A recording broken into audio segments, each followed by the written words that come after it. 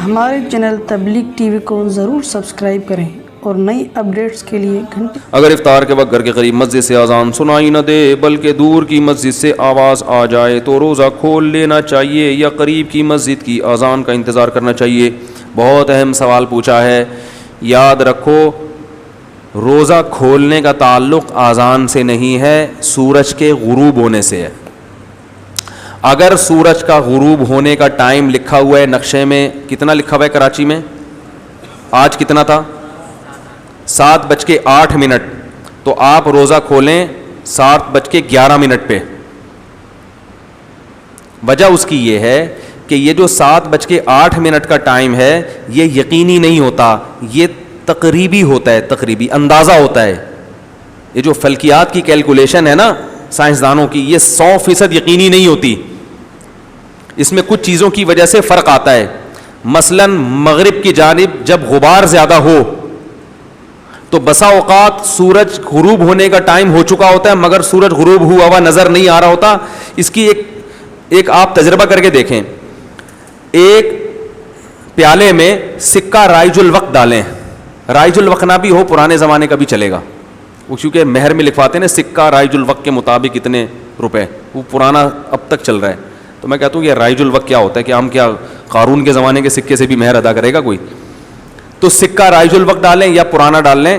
ایک پیالے میں کیا ڈالیں؟ سکہ. پھر آپ اس سکے کو اس طرح سے دیکھنے کی کوشش کریں کہ پیالے کی دیوار حائل ہو رہی ہو، جس کی وجہ سے سکہ نظر، یعنی کنارے سے دیکھیں، ایسے پیالہ رکھیں نا، ایسے کنارے سے دیکھیں کہ دیوار کی وجہ سے، پیالے کی دیوار کی وجہ سے آپ کو سکہ رائج الوقت نظر نہیں آ رہا. ٹھیک ہے نا؟ بالکل اس کا بس معمولی سا کنارہ نظر آ رہا ہے. پھر آپ اس پیالے میں پانی ڈالنا شروع کریں، آپ دیکھیں گے وہ سکہ آپ کو نظر آنا شروع، حالانکہ وہ سکہ غروب ہو چکا ہے، یعنی وہ دیواروں کے پیچھے چھپ چکا ہے، مگر پانی کی وجہ سے جو لہریں ہیں نا جو سکے سے ٹکرا کے آ رہی تھی وہ ٹیڑھی ہو جاتی ہے، لہذا وہ غروب ہونے کے باوجود آپ کو نظر آ رہا ہوتا ہے. نہیں آ رہی بات؟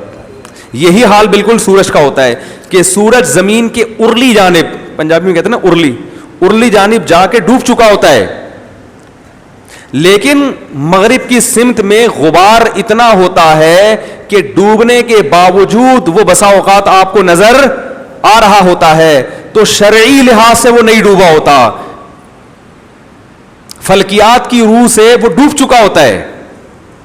یعنی سائنسدان جب کیلکولیشن کرے گا تو کہے گا سورج چونکہ اتنے ڈگری نیچے جا چکا ہے لہذا غروب ہو چکا ہے، لیکن عین ممکن ہے آپ دیکھیں تو آپ کو نظر آ جائے وہ غبار کی وجہ سے. تو شریعت میں مدار کس پر ہے کہ آنکھوں سے یعنی اتنا ڈوب جائے کہ دیکھنے میں بھی نہ آئے. تو اس لیے علماء کہتے ہیں کہ 2-3 منٹ کی احتیاط کیا ہے ضروری. ایک تو اس لیے بھی، دوسری اس لیے بھی کہ جب کیلکولیشن کی جاتی ہے فلکیات کی تو کسی بھی جگہ کے مرکز کو بنیاد بنایا جاتا ہے، لیکن اس کے ارد گرد کے علاقے ایسے ہیں جہاں چند سیکنڈ کا فرق آ سکتا ہے. اور ویسے خود ماہر فلکیات بھی کہتے ہیں کہ اس میں چند سیکنڈ کا فرق ویسے بھی آ سکتا ہے کیلکولیشن میں. تو اتنی ساری چیزیں جمع ہو گئیں تو پتہ یہ چلا کہ جب 7:08 ہوئے ہیں تو ہمیں یقین نہیں ہے کہ سورج غروب ہوا ہے، لہذا احتیاطاً 3 منٹ. آپ کہیں گے بھی غروب میں تو جلدی کا حکم ہے، جلدی کا حکم ہے بشرطے کہ غروب کا یقین ہو جائے. ابھی یقین ہی نہیں ہوا ہے، لیکن کیا ہوتا ہے کہ اذانیں شروع ہو جاتی ہیں. بعض اذانیں تو وقت سے پہلے ہوتی ہیں. ہمارے مسجد میں الحمدللہ اذان 2-3 منٹ کے بعد ہوتی ہے، ہم نے پابند بنایا ہوا ہے. تو میں دیکھتا ہوں کہ دوسری اذانیں ابھی 7:08 ہوئے بھی نہیں ہوتے کہ اذانیں شروع ہو جاتی ہیں، کیونکہ مؤذن کی اپنی گھڑی وہ صحیح نہیں ہوتی. تو بہت ساری چیزیں ہیں، تو اس کا رعایت کرنی چاہیے. سارا دن کے روزے کو ایک مؤذن کی ٹیکنیکل غلطی کی وجہ سے خراب مت کریں.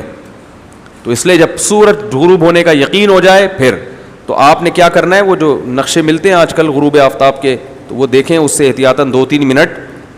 میں 3 منٹ کی احتیاط کرتا ہوں. 7:08 ہے تو 9, 10, 11 پہ میں افطار کرتا ہوں. اس میں یقین ہو جاتا ہے بھائی اب ڈوب گیا ہوگا. نہیں آ رہی سمجھ میں؟